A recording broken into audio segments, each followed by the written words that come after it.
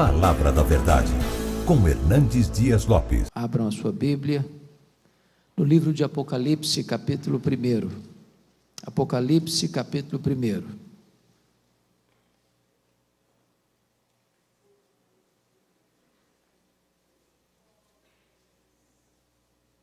Faremos a leitura do verso 9 ao verso 13.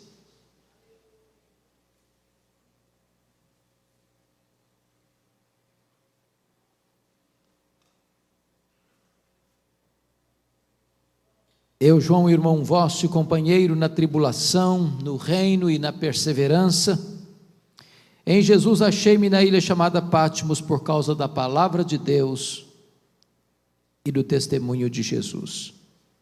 Achei-me em espírito no dia do Senhor, e ouvi por detrás de mim grande voz como de trombeta dizendo: o que vês, escreve em livro e manda às 7 igrejas: Éfeso, Esmirna, Pérgamo, Tiatira, Sardes, Filadélfia e Laodiceia. Voltei-me para ver quem falava comigo, e voltado vi 7 candeeiros de ouro, e no meio dos candeeiros um semelhante a filho de homem. Capítulo 3, versos 14 a 22.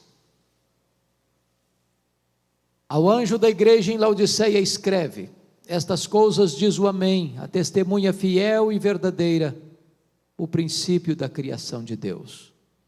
Conheço as tuas obras, que nem és frio nem quente. Quem dera fosses frio ou quente. Assim, porque és morno, nem és quente nem frio, estou a ponto de vomitar-te da minha boca. Pois dizes: estou rico e abastado, e não preciso de coisa alguma, e nem sabe que tu és infeliz, sim, miserável, pobre, cego e nu. Aconselho-te que de mim compres ouro refinado pelo fogo para te enriqueceres, vestiduras brancas para te vestires, a fim de que não seja manifesta a vergonha da tua nudez, e colírio para ungir os teus olhos, a fim de que vejas.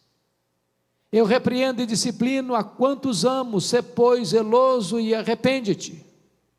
Eis que estou à porta e bato. Se alguém ouvir a minha voz e abrir a porta, eu entrarei, cearei com ele e ele comigo. Ao vencedor dar-lhe-ei sentar-se comigo no meu trono, como eu venci, sentei com meu Pai no seu trono. Quem tem ouvidos, ouça o que o Espírito diz às igrejas. Amém. Eu quero falar nesta noite sobre a restauração do fervor espiritual. Os tempos sombrios da perseguição à igreja haviam chegado, desde que Nero, com 17 anos de idade, tornou-se imperador de Roma, no ano 54 da era cristã. Nero era um homem louco, violento, devasso, sanguinário. Mandou matar sua própria mãe e outros membros da sua família. Desde que esse homem tornou-se imperador, é que as nuvens escuras se formavam no horizonte, pré-anunciando a chegada de uma terrível tempestade sobre a igreja.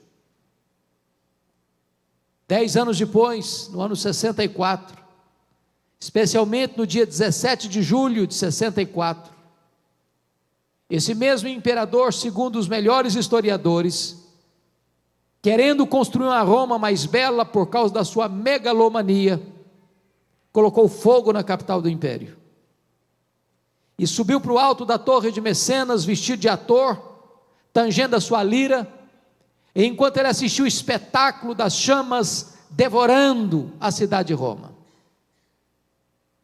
Foram 7 noites e 6 dias de incêndio, de 17 de julho a 24 de julho de 64. Quando aquele incêndio acabou, a cidade estava destruída. Dos 14 bairros de Roma, 10 deles tinham sido destruídos. Os 4 bairros restantes, densamente povoados por judeus e cristãos, dá a Nero um álibi para botar a culpa do incêndio de Roma nos crentes, e começa então a brutal e sangrenta perseguição contra a igreja. Dizem os historiadores que naquela época faltou madeira para se fazer cruz, tamanha quantidade de crentes que foram crucificados em Roma. Os crentes eram amarrados em postes, cobertos de piche e incendiados vivos para iluminar as noites de Roma. Um massacre, uma chacina. 2 anos depois, ano 66, explode uma rebelião dos judeus em Israel. Isso porque uma sinagoga judaica havia sido profanada em Cesareia Marítima, e os zelotes, que nunca foram favoráveis ao governo de Roma em Israel, se rebelaram contra Roma. E Roma manda para lá o general Tito para tentar controlar aquela rebelião. 2 anos depois, ano 68, o imperador Nero está numa situação insustentável com o Senado romano, e o Senado depõe o imperador, e ele, desesperado, tira sua própria vida, ele se mata. 2 anos depois, ano 70, a rebelião em Israel está se tornando cada vez mais perigosa, incontrolada, e então o general Tito cerca a cidade de Jerusalém, invade a cidade de Jerusalém, destrói a cidade de Jerusalém, queima o templo da cidade de Jerusalém, e passa o fio da espada a milhares de judeus e cristãos, e promove aquilo que nós chamamos de a maior dispersão dos judeus de todos os tempos, desde o ano 70 até 14 de maio de 1948, quando Israel retorna ao seu território.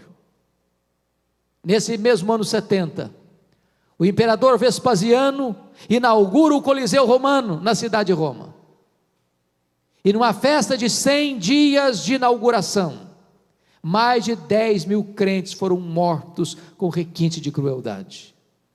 Os crentes eram enrolados em peles de animais e jogados nas arenas, para os cães morderem, para os touros pisarem e para os leões esfaimados da Líbia devorarem. Ano 86, assume o governo de Roma Domiciano, e esse imperador é chamado de o segundo Nero, por causa da perversidade com que ataca a igreja. É o primeiro imperador a arrogar para si o título de Senhor e Deus, pois foi este imperador Domiciano que deportou o apóstolo João, então pastor da igreja de Éfeso, na capital da Ásia Menor, para a ilha do Mar Egeu, a ilha de Patmos. E vale destacar que a essas alturas todos os demais apóstolos do Senhor Jesus já estavam mortos pelo viés do martírio. João era o último representante do grupo apostólico vivo, e certamente a intenção de Domiciano era calar a voz do último apóstolo do Senhor Jesus, e então ele o isolou, ele o encerrou, ele o prendeu naquela ilha vulcânica. Mas quando todas as portas se fecharam para João na terra, Deus abriu-lhe uma porta no céu e disse: sobe para aqui, e eu te mostrarei não as coisas que talvez aconteçam, não as coisas que podem acontecer, eu te mostrarei as coisas que devem acontecer. Na verdade, nos tempos mais sombrios da história, ou nos tempos mais amargos da igreja, Deus continua no trono, e Ele continua governando os destinos do seu povo. Aquele era um dia de domingo, era o dia do Senhor. Quando João, diz a Bíblia, escuta uma voz atrás dele, como voz de trombeta, dizendo: o que vês, escreve em livro e manda às 7 igrejas: Éfeso, Esmirna, Pérgamo, Tiatira, Sardes, Filadélfia e Laodiceia. E quando João se volta para ver quem falava com ele, ele não vê quem falava com ele, ele vê 7 candeeiros de ouro, ele vê as 7 igrejas, e no meio das igrejas um semelhante a filho de homem. Na verdade, o mundo só pode ver Jesus na igreja e através da igreja,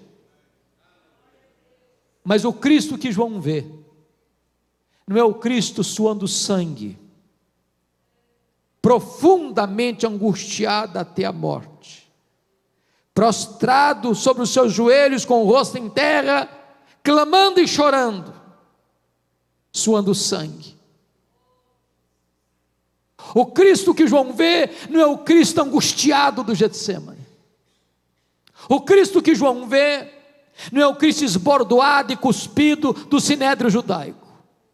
O Cristo que João vê não é o Cristo espancado e humilhado e ultrajado do pretório romano. O Cristo que João vê não é o Cristo que caminha exangue debaixo de um lenho pesado, sob os apupos e vaias de uma multidão ensandecida de sangue sedento. O Cristo que João vê não é o Cristo pregado numa cruz, no tosco monte do Calvário, lá suspenso entre a terra e os céus. O Cristo que João vê é o Cristo da glória, é o Cristo vencedor, é o Cristo onipotente, é o Cristo todo-poderoso. Seu cabelo não está mais encebado de sangue e poeira, mas o seu cabelo é branco como a alva neve, como a alva lã. Seus olhos não estão mais empapuçados de sangue, mas os seus olhos são como a chama de fogo. A sua voz não está mais embargada pela sede, é como voz de muitas águas. Os seus pés não estão mais presos ao lenho, mas são como bronze polido. As suas mãos não estão mais esmagadas, mas sustentam a igreja. O seu rosto não está mais desfigurado, mas brilha como o sol no seu fulgor. Quando João vê o Cristo da glória, ele cai como morto aos seus pés. E o Cristo da glória põe a mão direita sobre ele e diz: não temas, João, eu sou o primeiro e o último. Eis que eu estive morto, mas estou vivo pelos séculos dos séculos, e tenho as chaves da morte e do inferno. O Cristo que nós adoramos nesta noite não é o Cristo que esteve vivo e está morto, mas é o Cristo que esteve morto e está vivo pelos séculos dos séculos. Ele ressuscitou, Ele está vivo, Ele está à destra do Pai, Ele intercede por nós, e Ele há de voltar com grande glória e poder para buscar a sua igreja. O verso 13 nos informa que João o vê no meio da igreja, no meio das igrejas. Eu quero dizer para vocês nesta noite que Jesus também está aqui no meio da igreja, e é porque Ele está aqui que você e eu estamos aqui, é porque Ele está aqui que este encontro é tão importante, é porque Ele está aqui é que nós podemos ter esperança que algo maravilhoso vai acontecer nesta noite. É porque Ele está aqui que os cativos podem ser libertos, que os enfermos podem ser curados, que os perdidos podem ser salvos.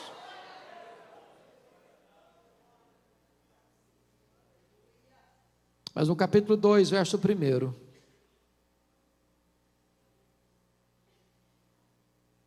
somos informados de que Jesus não está apenas presente no meio da igreja. Está escrito aí que Ele está andando no meio da igreja. Eu quero dizer para você que Jesus não apenas está aqui, Ele está andando entre nós. Ele está andando entre nós para sondar a igreja, para examinar a igreja, para investigar a igreja, para corrigir a igreja, para disciplinar a igreja, para fazer promessas para a igreja. E na medida que Ele anda no meio das igrejas, há um estribilho que se repete em todas as cartas, e o estribilho é este: eu conheço, eu conheço, eu conheço, eu conheço, eu conheço, eu conheço, eu conheço. Para 5 dessas 7 igrejas, Jesus vai usar a mesma expressão. Para a igreja de Éfeso, para a igreja de Tiatira, para a igreja de Sardes, para a igreja de Filadélfia, para a igreja de Laodiceia, Ele vai dizer assim: eu conheço as tuas obras. Aquilo que o seu marido não sabe, Jesus sabe. Aquilo que a sua mulher não sabe, Jesus sabe. Aquilo que seus pais não sabem, Jesus sabe. Aquilo que o seu pastor não sabe, Jesus sabe. Aquilo que você fechou a porta para ninguém ver, Jesus estava lá. Aquilo que você fez escondido, aquele cujos olhos são como chama de fogo, estava vendo. Ele conhece as nossas obras. Mas para a igreja de Esmirna, a mais pobre igreja da Ásia, Jesus vai usar uma outra expressão. Ele vai dizer assim: eu conheço a tua tribulação e a tua pobreza, mas tu és rico. Eu quero dizer para você que Jesus conhece a sua dor, Ele conhece os seus gemidos, Ele conhece as suas lágrimas, Ele conhece as suas noites indormidas, Ele conhece as suas madrugadas insones, Ele conhece os soluços do seu coração, Ele sabe os dramas que você está vivendo lá dentro da sua família, Ele sabe aquilo que machuca e fere a sua vida, Ele sabe. Mas Jesus me choca, porque você e eu temos ideia do que seja uma igreja rica. Nós temos uma ideia do que é isso. O que é uma igreja rica para nós? É uma igreja que tem muitos membros? É uma igreja que tem um templo suntuoso? É uma igreja que tem um orçamento robusto? É uma igreja que tem muita gente influente na sociedade? Essa é a visão que nós temos. Mas é curioso que Jesus se dirija à mais pobre igreja da Ásia, dizendo assim: eu conheço a tua pobreza, mas tu és rico. Porque o importante não é ser rico na terra, é ser rico no céu. O importante não é ser rico na avaliação dos homens, é ser rico no entendimento de Deus. Por outro lado, a igreja mais rica da Ásia, a igreja que tinha a melhor autoestima da Ásia, a igreja que se olhava no espelho e dava nota máxima para si mesma,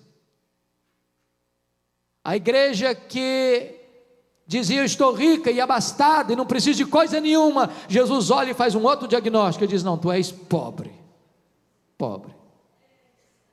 miserável, cego, nu. Para a igreja de Pérgamo, entretanto, Jesus vai usar uma outra expressão. Ele vai dizer assim: eu conheço o lugar onde tu habitas, onde está o trono de Satanás. E talvez você pergunte: mas por que Jesus disse isso acerca da igreja de Pérgamo? E nós poderíamos ter pelo menos duas pistas para entender o que Jesus está falando. Vocês sabem que Pérgamo era a segunda maior cidade da Ásia, só perdia para Éfeso, que era a capital. Quando se disputava na Ásia Menor qual cidade construiria o primeiro templo de adoração ao imperador romano como um deus, Pérgamo ganhou a concorrência de Éfeso, e Pérgamo construiu o primeiro templo de adoração ao imperador. Possivelmente o que Jesus está dizendo é que qualquer lugar onde um homem seja venerado e cultuado e adorado, aí está o trono de Satanás, porque o humanismo é satânico. Todo culto à personalidade é de inspiração satânica. A segunda razão, possivelmente, é porque Pérgamo hospedava o templo de Esculápio. E Esculápio era o deus da cura. E esse deus pagão, Esculápio, era representado por uma serpente. E pessoas iam do mundo inteiro a Pérgamo para serem curadas por esse deus serpente chamado Esculápio. É por isso que até hoje, quando você vai ao seu médico, você vai ver bordado no jaleco branco do seu médico uma serpente. Isso vem de Pérgamo. Isso vem de Esculápio, isso vem do Deus da cura. E o que Jesus está possivelmente nos dizendo é o seguinte: qualquer ídolo criado e forjado pela mente humana é de inspiração satânica. Porque o ídolo de si mesmo é nada, ele é pedra, ele é gesso, ele é barro, ele é ouro, ele é prata. Ele não tem vida em si mesmo, mas o que está por trás do ídolo são os demônios. Mas o que é curioso é que onde Satanás tem um trono, ali Jesus estabelece uma igreja para servir o Rei da Glória. Jesus está andando no meio das igrejas, e Ele está aqui hoje, e Ele está também nos sondando. E na medida que Ele vai andando no meio das igrejas, Ele faz elogios a algumas igrejas, faz censuras a outras. Para duas igrejas, na verdade, só tem elogios, nenhuma censura. Para quais igrejas? Para Esmirna, a mais pobre, e para Filadélfia, a mais fraca. Jesus disse para Esmirna: tu és pobre, mas aqui em cima tu és rica. Para Filadélfia, Jesus quis dizer: eu conheço as tuas obras, tu tens pouca força, mas eu coloquei diante de ti uma porta aberta, e a porta que eu abro ninguém fecha, e a porta que eu fecho ninguém abre. Mas para 4 igrejas, Jesus Cristo vai fazer elogios e fazer censuras. Jesus elogia, por exemplo, a igreja de Éfeso, pela sua integridade doutrinária. Aquela igreja não suportava os falsos apóstolos, que se diziam apóstolos, mas não eram, que se auto-intitulavam apóstolos, mas nunca foram constituídos apóstolos pelo Senhor Jesus, que queriam tomar de assalto como lobos vorazes as ovelhas de Cristo. E aquela igreja resistiu aos falsos mestres. Aquela igreja não abriu as portas da igreja para as falsas doutrinas, e Jesus elogia a igreja por isso. E Jesus elogia mais a igreja dizendo o seguinte: eu tenho uma coisa ainda a teu favor, é que tu odeias as obras dos nicolaítas, as quais eu também odeio. Os nicolaítas eram aqueles que induziam o povo à imoralidade, à prostituição. O que Jesus está querendo nos ensinar com isso? Nenhuma igreja pode agradar ao Senhor Jesus se essa igreja não zela pela sã doutrina, pela fidelidade à palavra de Deus. Nós não temos autoridade para mudar a mensagem, para agradar as pessoas.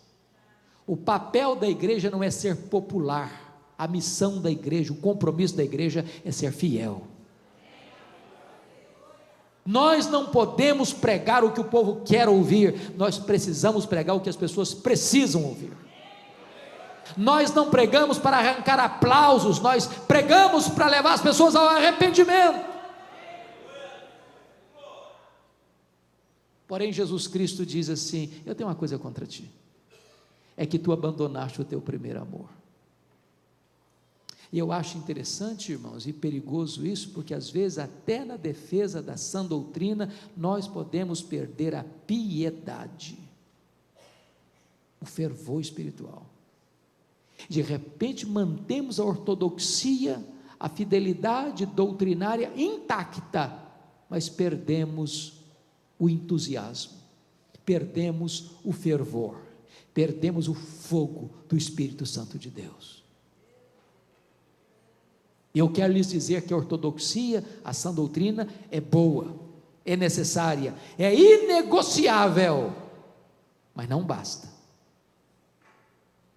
É preciso ter luz na cabeça, mas ter fogo no coração. Nós não podemos separar o que Deus uniu: teologia e vida, doutrina e ética, ortodoxia e piedade, credo e conduta. Agora preste bem atenção, que Jesus vai se dirigir à igreja de Tiatira e vai elogiar aquela igreja. Tiatira é exatamente o oposto de Éfeso, porque Jesus elogia a igreja de Tiatira, porque agora quando escreve ela tem mais fé, mais obras e mais amor do que lá no passado. Mas Jesus diz assim: eu tenho uma coisa contra ti, é que tu toleras esta falsa profetisa Jezabel, que induz o meu povo à prostituição. Agora notem isso, Éfeso tinha doutrina, mas não tinha amor. Tiatira tinha amor, mas não tinha doutrina. E se uma igreja sem doutrina, com doutrina, mas sem amor, não agrada a Jesus, uma igreja com amor, mas sem doutrina, também não agrada a Jesus. Nós poderíamos ser a igreja mais acolhedora da cidade, nós poderíamos ser a igreja com maior entusiasmo de comunhão na cidade, mas se nos falta a verdade, então não podemos agradar a Jesus. Jesus se dirige à igreja de Pérgamo e elogia aquela igreja, porque tem gente tão fiel na igreja de Pérgamo a ponto de morrer pela sua fé. Está escrito aí que o líder da igreja, Antipas, foi martirizado entre eles, e diz os historiadores que ele morreu carbonizado dentro de um boi de bronze. Mas nessa mesma igreja, onde tem gente fiel a ponto de morrer pela sua fé, tem gente também flertando com o pecado, tem gente também flertando com o mundo, tem gente seguindo as doutrinas de Balaão. Aquelas pessoas, quem era Balaão? O profeta que vendeu a sua consciência por dinheiro, o profeta que induziu o povo ao pecado por causa do lucro. Numa mesma congregação, tem gente andando com Deus e tem gente andando no pecado. Pelas minhas andanças pelo Brasil, é muito comum eu escutar a seguinte pergunta: pastor, qual a avaliação que o senhor faz da igreja evangélica brasileira? Às vezes a pergunta é mais direcionada: qual é a avaliação que o senhor faz da denominação que o senhor pertence? Às vezes a pergunta é mais específica: qual é a avaliação que o senhor faz da congregação que o senhor é pastor? E a minha resposta é a mesma sempre. Eu respondo assim: vai muito bem, vai mais ou menos, vai muito mal. Sabe por que eu respondo assim? Porque numa mesma igreja tem gente cheia do Espírito Santo, tem gente capengando na fé, e tem gente vivendo em pecado, e não vai parar até que seja flagrado, porque já perdeu o temor de Deus. Numa mesma congregação, escutando o mesmo pastor, cantando os mesmos hinos, fazendo parte do mesmo coral, frequentando as mesmas reuniões, participando da mesma ceia do Senhor.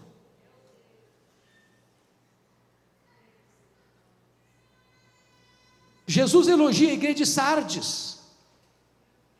Na verdade, aquela igreja tinha um nome na cidade, uma igreja viva, diríamos hoje, uma igreja avivada, talvez um culto vibrante, talvez uma liturgia cheia de emoção. Mas Jesus olha, faz um outro diagnóstico: não, você está morta.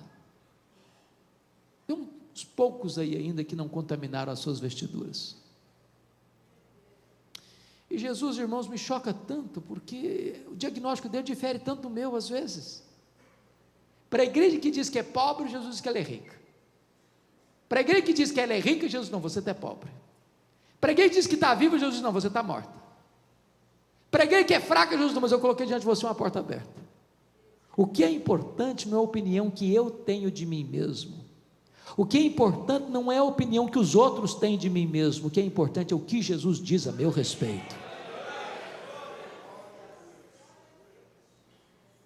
Nós podemos estar enganados a respeito de nós mesmos, os outros podem estar enganados acerca de nós mesmos, mas Jesus não tem uma opinião, Jesus tem um diagnóstico.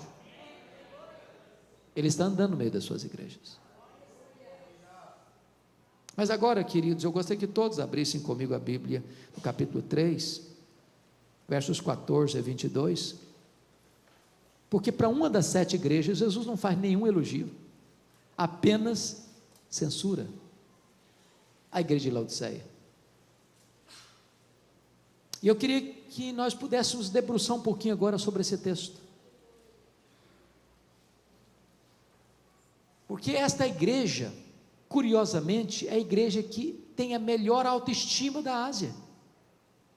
Se fosse fazer uma avaliação, cada um avaliar a si mesmo, essa igreja teria a melhor nota.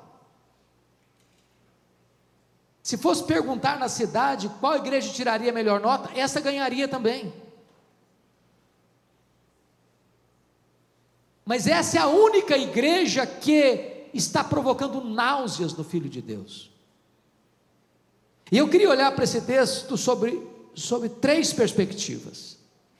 Dos versos 15 a 17, Jesus está fazendo um diagnóstico. Dos versos 18 a 20, Jesus está fazendo um apelo.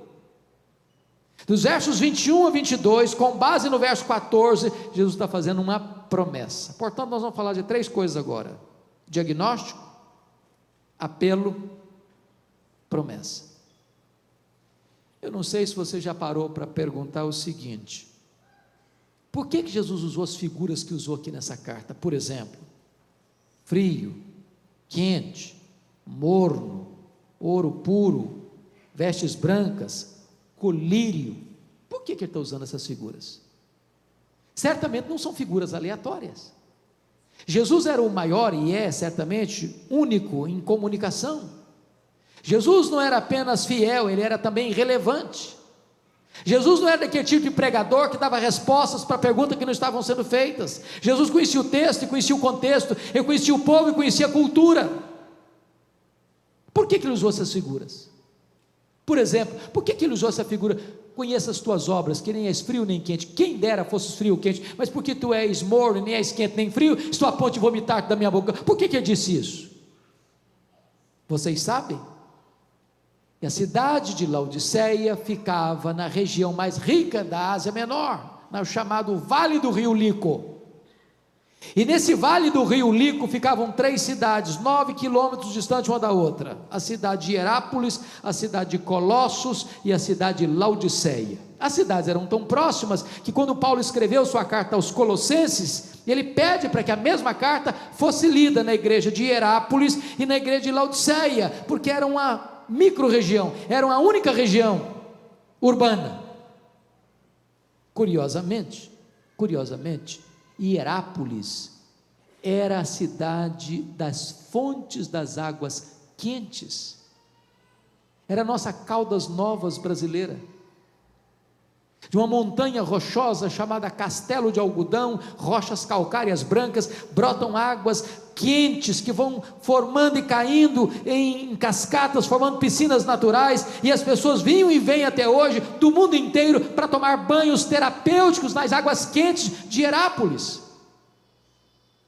Do outro lado do rio Lico ficava Colossos, mundialmente conhecida pelas suas fontes de águas geladas, de águas frias, que também eram águas terapêuticas. Porém, Laodiceia, a maior das 3 cidades, não tinha fontes nem de águas quentes, nem de águas geladas. As águas que chegavam em Laodiceia vinham das montanhas por meio de aquedutos e chegavam lá mornas, tépidas, impróprias para beber e impróprias para uso terapêutico. E Jesus pega o gancho da geografia e diz: quem dera tu fosses quente como as águas de Hierápolis, quem dera tu fosses frio como as águas de Colossos, mas porque tu és morna como as águas que chegam na cidade, eu estou a ponto de vomitar-te da minha boca. Por que Jesus a figura do ouro?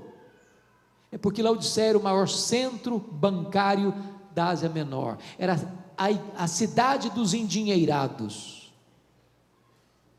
E Jesus diz: vocês se orgulham tanto da riqueza de vocês, pois espiritualmente vocês estão pobres.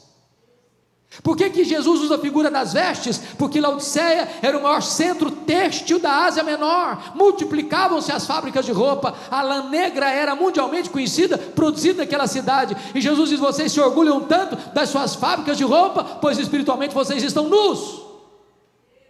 Por que Jesus usou a figura do colírio?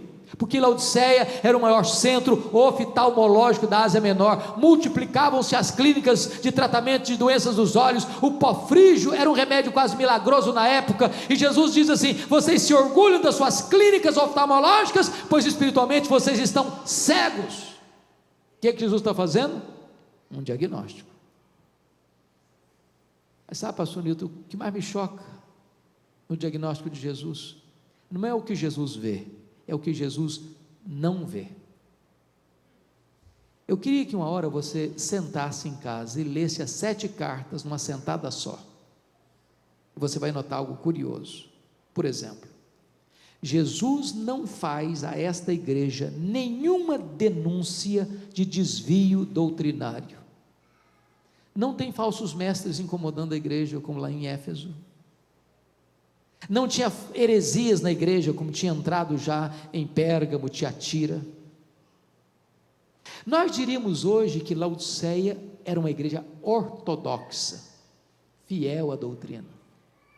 Não tinha falsos mestres, não tinha falsos apóstolos, não tinha profetisas de Jezabel, não tinha doutrina de Balaão, não tinha doutrina de Nicolaítas, não tinha ninguém perturbando a sã doutrina da igreja. A igreja era íntegra teologicamente, e apesar disso, estava provocando náuseas no Filho de Deus. Leiam as 7 cartas. Segundo lugar, vocês não verão qualquer denúncia de Jesus de problemas morais na igreja. Tinha problema moral na igreja de Pérgamo, tinha problema moral na igreja de Tiatira, tinha problema moral na igreja de Sardes, mas não há denúncia de Jesus de problemas morais na igreja de Laodiceia. Não tinha escândalos na igreja, a liderança não tinha que disciplinar nenhum membro. A igreja desfrutava de uma excelente reputação na rua e uma excelente reputação diante do espelho. Não obstante ser uma igreja ortodoxa e ética, essa igreja está provocando náuseas no Filho de Deus. Terceiro lugar, leia as cartas, e você não verá nenhuma denúncia de Jesus, ou nem observação de Jesus acerca de pobreza material, como tinha pobreza material em Esmirna, como tinha pobreza material em Filadélfia. A igreja de Laodiceia é próspera, a igreja é rica. Os teólogos da prosperidade não fariam sucesso nenhum lá, porque não tinha, todo mundo já era rico.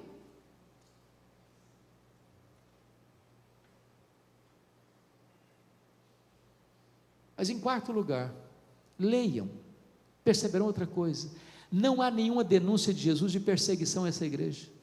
Havia perseguição religiosa em Éfeso, havia perseguição política em Pérgamo. Essa igreja está em paz, ela é ortodoxa, ela é ética, ela é próspera, ela está em paz, ela está bem com ela mesma, ela está apaixonada por ela mesma. Ela é uma igreja narcisista, ela se olha no espelho e diz: nós estamos muito bem na fita, nós estamos muito bem, nós estamos contentes conosco mesmo, nós estamos maravilhosamente bem.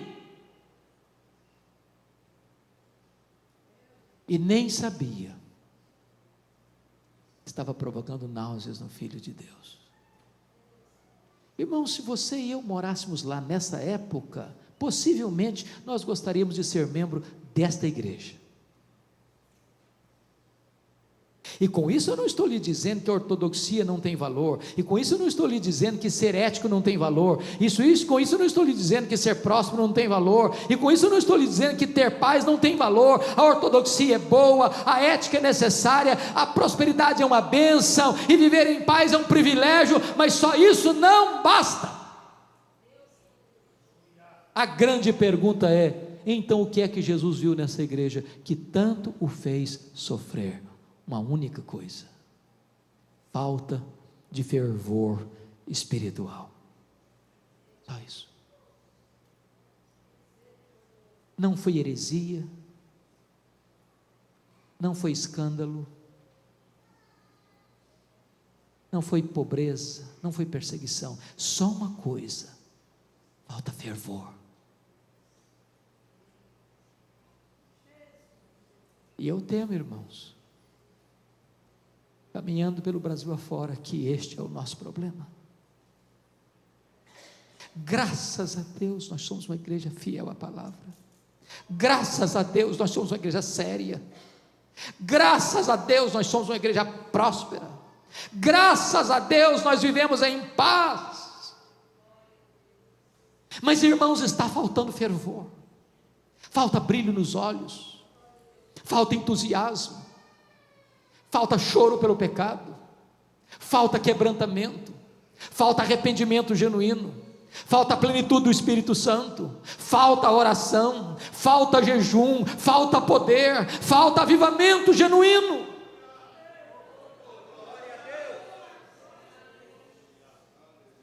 Preservamos a ortodoxia, preservamos a sã doutrina, preservamos a ética. Deus tem nos dado além do que nós necessitamos. Vivemos em tempos de paz relativa, mas, amados irmãos, está faltando fogo, o fogo do Espírito Santo de Deus, o fogo que ilumina, o fogo que aquece, o fogo que purifica, o fogo que alastra.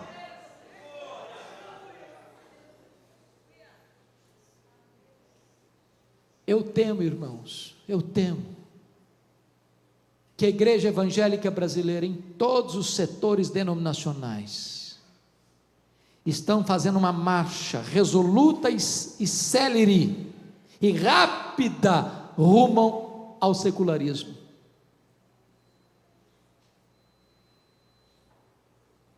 A vida dos crentes não é tão diferente daqueles que não são crentes. O número de divórcio dentro das nossas igrejas é quase o mesmo fora da igreja. O número de rapaz e moça que vai para a cama com um namorado é quase a mesma quantidade daqueles que não são crentes. O número de crente que mente no seu trabalho, que é desonesto nos seus negócios, é quase o mesmo daqueles que não são crentes.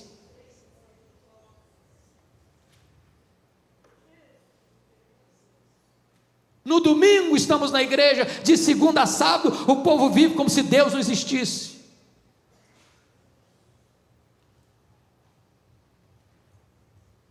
Eu não sei como é que os irmãos têm lidado, mas eu confesso que às vezes eu me angustio profundamente com algumas coisas que estão acontecendo hoje. As nossas festas de casamento dos crentes, em muitos lugares no Brasil, estão se tornando uma vergonha. Uma vergonha. Você faz um culto precioso, abençoado na igreja. Aí você vai para um rico cerimonial, e quanto mais rica a família, pior fica. E lá no cerimonial o pau quebra, o pau quebra. A música que rola lá não tem nada a ver com Deus mais. Há famílias onde serve todo tipo de bebida alcoólica, e as luzes se acendem, o povo de Deus cai na pista de dança, e voltam para casa trocando as pernas, bêbados. Eu não estou falando de gente incrédula, estou falando de gente crente, falando de liderança espiritual. Olha para lento retrovisor e veja onde foram parar as igrejas que entraram nesse caminho. Eu conheço liderança de pastores e presbíteros que tem a confraria do uísque e do charuto. Eu conheço lugares onde a juventude sai de uma reunião de estudo da Bíblia e vai para a balada, para a boate. Eu conheço presbíteros que acabam de fazer um discipulado e chamam o seu discipulando para tomar um copo de uísque com ele.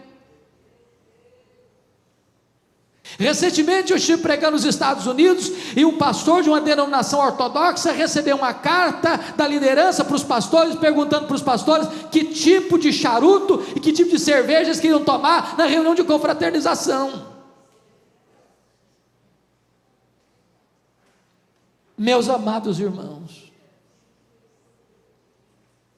está faltando fervor espiritual, está faltando fervor. Está faltando busca, está faltando sede de Deus, está faltando expectativa de uma poderosa visitação de Deus no meio do seu povo. Está faltando a igreja voltar aos primórdios, aos pais que nos antecederam, quando eles amavam a Deus de todo o seu coração, com toda a sua força e com toda a sua alma. Há poucos dias eu estava dando carona a um pastor, e esse pastor chorando comigo disse: pastor Hernandes, a minha denominação não batizou um crente por igreja por ano em média. Por outro lado, você vê templos lotados,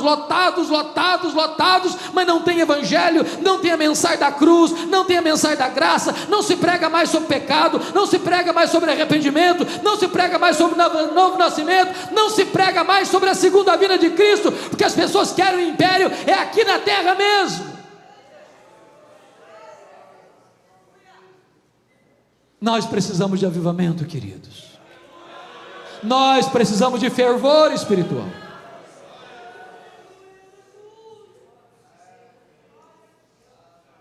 Depois que Jesus Cristo faz o diagnóstico, nos versos 18 a 20, ele vai fazer um apelo. E que eu acho maravilhoso é que Jesus se apresenta à igreja no verso 18 como um mercador, como um mascate, como um vendedor ambulante. Aconselho-te que de mim compres ouro refinado pelo fogo, a fim de te enriqueceres, vestiduras brancas, a fim de te vestires, para que não seja manifesta a vergonha da tua nudez, e colírio para ungir os teus olhos, a fim de que vejas. Jesus poderia dar ordens, mas ele dá conselhos. Mas ele nos dá uma pista: como restaurar o fervor. Porque você e eu conhecemos pessoas e igrejas que na busca do fervor se perderam, pelos atalhos das doutrinas falsas, dos experiencialismos perigosos. E Jesus está nos dando a dica que aconselho-te que tu compres de mim, que tu compres de mim, que tu compres de mim. O único que pode restaurar o fervor no coração da igreja é o Senhor Jesus. Nós não temos que correr atrás da última novidade do mercado da fé, nós temos que nos voltar para Jesus. É Ele quem aquece o nosso coração, é Ele quem inflama a nossa alma. É quando nós o enxergamos na beleza da sua glória, é que o nosso coração derrete. Quando aqueles dois caminhantes de Emaús tiveram seus olhos abertos para contemplar o Cristo da glória, diz a Bíblia que os olhos se abriram e o coração aqueceu. E quando os olhos se abrem, o coração aquece, os pés se apressam. E quando os olhos se abrem, o coração aquece, os pés se apressam, a boca se abre para proclamar Jesus Cristo como ressurreto dentre os mortos. Quando chega no verso 19, Jesus Cristo tem uma afirmação a fazer e uma ordem a dar. E eu confesso para vocês que toda vez que eu leio esse texto, eu me sinto constrangido, e quando eu prego, mais ainda. Porque Jesus está pegando muito pesado com essa igreja. Jesus está pegando muito pesado com você e comigo nessa noite.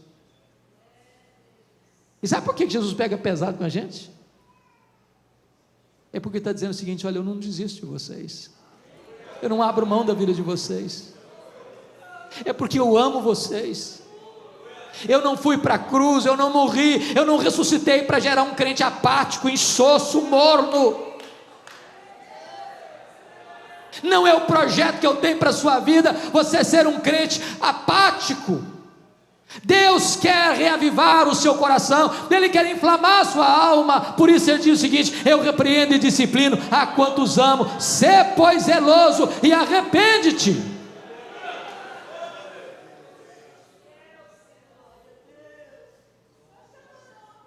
Quando chega o verso 20, Jesus Cristo se apresenta mais uma vez e diz: eu estou à porta e bato. Se alguém ouvir a minha voz e abrir a porta, eu entrarei, cearei com ele e ele comigo. Mas preste bem atenção aqui, irmãos, do perigo, porque a igreja de Laodiceia está muito feliz com ela mesma. Eu diria que essa igreja está embriagada, apaixonada por ela mesma. Ela se olha no espelho, está encantada com ela. Tudo acontece para ela, com ela, por ela. Ela se basta. Ela está satisfeita. Ela se reúne para ela, ela prega para ela, ela canta para ela, ela oferta para ela, tudo gira em torno dela. E aqui é um grande risco, irmãos, de nós nos reunirmos, de nós pregarmos, de nós cantarmos, de nós ofertarmos, e Jesus está do lado de fora, querendo entrar. E Ele insiste: eu estou à porta, eu estou à porta, eu estou batendo, eu quero entrar, e se você abrir a porta, eu vou entrar, eu vou cear com você, você vai cear comigo. Que Jesus nos convide a cear com Ele é um milagre, mas que Ele queira cear conosco é graça. E a única maneira deste fogo acender em nosso coração é nós sentarmos-nos aos pés de Jesus, ao redor de Jesus, à mesa com Jesus, e termos intimidade com Jesus.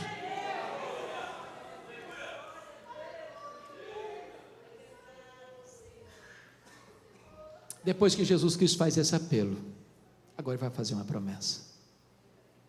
E no verso 14 ele diz por que ele tem competência para fazer promessa. Estas coisas diz o Amém. Não tendo ninguém maior do que ele para fazer juramento, ele é o próprio juramento. Ele é o Amém. Entre ele e a sua palavra não tem nenhuma cunha. Ele é a própria palavra. Ele é o Amém. Ele é a testemunha fiel e verdadeira, porque o que ele fala, ele cumpre. O que ele faz, ninguém pode impedi-lo de fazer. E ele é o princípio da criação de Deus, porque ele é o agente da criação de Deus. E se ele trouxe à existência o que não existia, então ele é poderoso para restaurar o fervor no nosso coração. E no verso 21 ele vai fazer a promessa: ao vencedor dar-lhe-ei sentar-se comigo no meu trono, como eu venci e sentei com meu Pai no seu trono. E o que eu acho magnífico é a transição do verso 20 para o verso 21, porque Jesus sai da intimidade da mesa para a publicidade do trono. Quem se assentará com ele publicamente no trono? Quem assentou-se com ele intimamente à mesa. Por isso ele termina dizendo assim: quem tem ouvidos, ouça o que o Espírito diz às igrejas.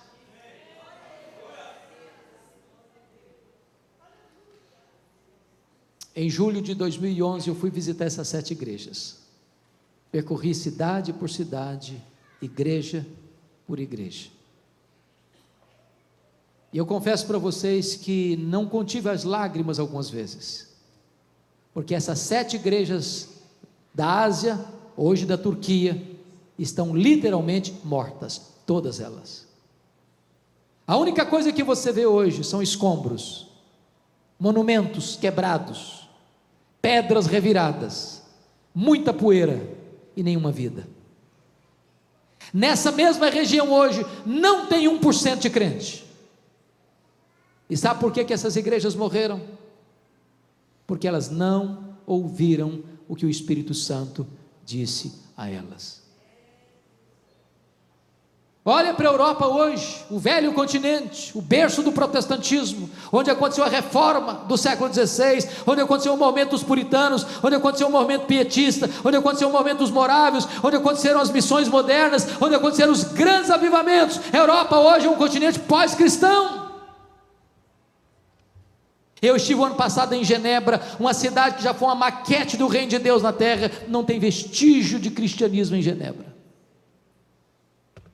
Eu estive pregando o ano passado em Londres, na Inglaterra, e um pastor me disse em lágrimas: pastor Hernandes, a Inglaterra não é mais o país de John Wesley, a Inglaterra não é mais o país de George Whitefield, a Inglaterra não é mais o país de William Carey, a Inglaterra não é mais o país de William Wilberforce, a Inglaterra não é mais o país de John Charles Ryle, a Inglaterra não é mais o país de Charles Haddon Spurgeon, a Inglaterra não é mais o país de Mark Lloyd Jones, a Inglaterra não é mais o país de John Stott, a Inglaterra é o país de Richard Dawkins, o patrono dos ateus. Os nossos templos estão sendo vendidos e transformados em mesquitas, em boates, em bares. E sabe por que as igrejas estão morrendo na Europa? Porque elas não estão ouvindo o que o Espírito Santo diz a elas. Olha para a América do Norte, onde você vê as chamadas dead churches, igrejas mortas, templos enormes, mas vazios. Denominações e denominações perdendo milhares de membros todos os anos, todos os anos, todos os anos. Onde os seminários que outrora formaram pensadores, teólogos, missionários, pastores para o mundo, hoje produzem incredulidade e ceticismo, porque foram tomados de assalto pelos liberais. Igrejas até ortodoxas, mas frias, perdem membros ano após ano. E sabe por que as igrejas estão morrendo na América do Norte? Porque elas não estão ouvindo o que o Espírito Santo diz a elas. Olha para o Brasil, onde nós já temos denominações que já se renderam, já se capitularam ao liberalismo, denominações que estão minguando. Olha para o Brasil e você vai ver igrejas lotadas, superlotadas e multidões aos borbotões, mas sem evangelho, sem a graça de Deus. E onde não tem a palavra de Deus, aí Deus não está. onde você vê denominações que permanecem teologicamente íntegras, mas já perderam o seu fervor, já abandonaram o primeiro amor. Irmãos amados, a cada 3 gerações, uma igreja corre o risco de entrar num processo de apostasia. Aquela geração que nasceu no Egito morreu no deserto. A geração que nasceu no deserto entrou na terra prometida. A 3ª geração não conhecia Deus mais. Talvez os nossos avós foram mais crentes que os nossos pais.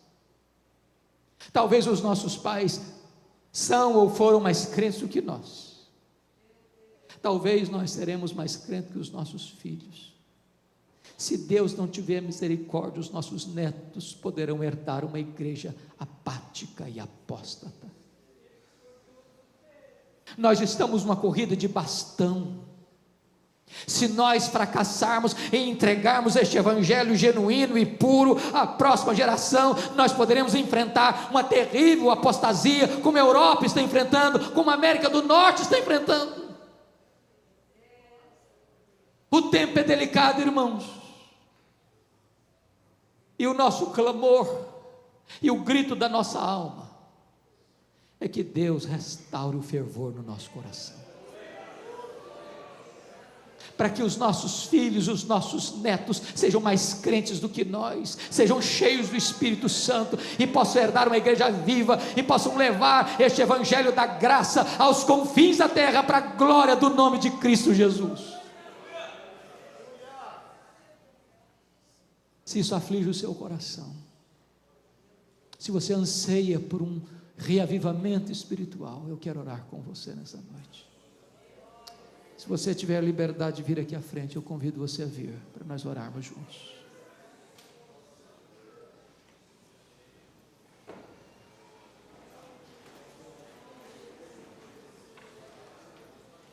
Se você quiser vir aqui à frente, pode vir.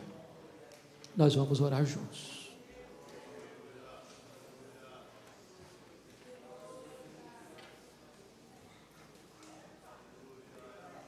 Bendito é o teu nome, Senhor. Bendito é o teu nome. Deus está neste lugar. Jesus está andando entre nós. E nesta noite Ele pode aquecer o nosso coração. Nesta noite Ele pode restaurar a nossa sorte. Um tempo novo da parte de Deus pode surgir. Irmãos queridos, o fogo tem uma tendência de apagar. Se não tiver combustível, ele apaga. Se nós não nos voltarmos para Jesus, se nós não nos alimentarmos da palavra, se nós não buscarmos a Deus em oração, nós não teremos condições de ter fervor no coração. Talvez você que veio aqui hoje, tem muito tempo que você não sabe mais o que é o coração ficar aquecido. Talvez tenha muito tempo que você não lê mais a sua Bíblia e parece que essa palavra está viva, ardendo no seu coração. Mas Deus pode hoje incendiar sua alma com o fogo do Espírito Santo. Deus, bendito é o teu nome, porque tu estás entre nós nesta noite. Tu és o Deus vivo, Tu és o Deus todo-poderoso. Jesus Cristo, Teu Filho, está entre nós, e Ele venceu a morte, e Ele tem todo o poder nos céus e na terra, e hoje Jesus pode aquecer o nosso coração. Levanta a Tua igreja, Senhor, santifica a Tua igreja, desperta a Tua igreja, reaviva a Tua igreja, e para que esta igreja se levante no poder do Espírito Santo, para legar às futuras gerações uma igreja viva, com um evangelho puro, para a glória do Teu nome.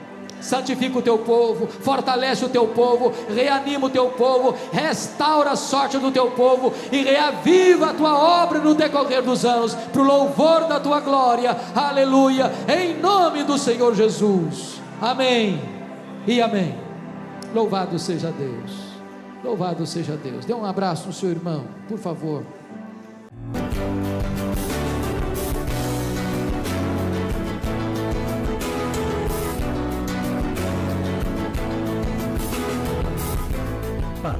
Verdade, com Hernandes Dias Lopes.